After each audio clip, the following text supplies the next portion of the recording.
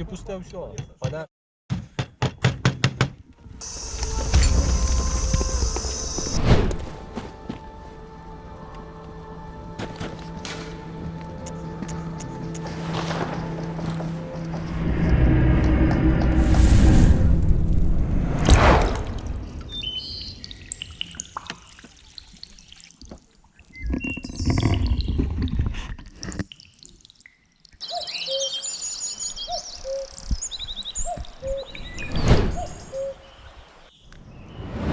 Ce projet a été réalisé par une équipe de carpenterie qui tenait pour la première fois de l'ardoise dans leurs mains. Je n'étais avec eux que pendant 3 jours et j'ai montré comment le faire. Maintenant, je vais vous dire que vous pouvez fabriquer vous-même de tels toits. C'est bon de te revoir mon pote. Dans ce tutoriel, vous apprendrez à quadrupler le prix de votre travail en faisant un peu plus de travail physique, ce qui est facile à apprendre à n'importe quel couvreur, même débutant. Et tout cela à l'aide de la plus belle technique de pose d'ardoise. Aujourd'hui, nous allons apprendre la technique de couverture sauvage. Il y a en effet plus de travail manuel dans cette technique, mais vous ne le ferez pas seul. Le plus important est de comprendre le principe et de faire preuve d'un peu de créativité et de tout garder sous contrôle. Il faut connaître l'angle du toit et le format de l'ardoise. Laissez la pente du toit être de 45 degrés.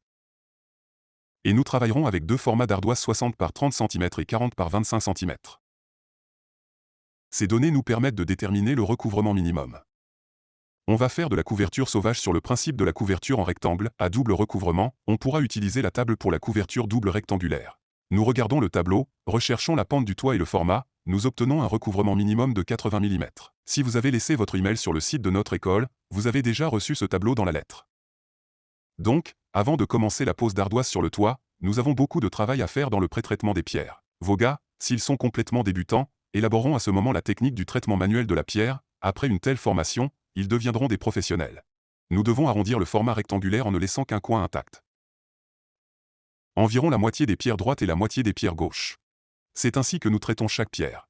Vous ne devez pas être paresseux. Il est nécessaire de couper tout le pourtour afin qu'il n'y ait pas de sciage à la machine. Créer une puce manuelle sur la pierre, vous pouvez expérimenter la forme angulaire a également l'air bien. Presque chacune de ces pierres sera encore développée sur le toit. Lorsque vous disposez d'un approvisionnement solide de telles pierres, vous pouvez aller sur le toit. Vous savez maintenant comment définir le recouvrement, comment pré-traiter l'ardoise et comment organiser le flux de travail. Dans la prochaine leçon, vous apprendrez à poser de l'ardoise sauvage sur un toit. Pour regarder la deuxième leçon, cliquez sur le lien ci-dessous.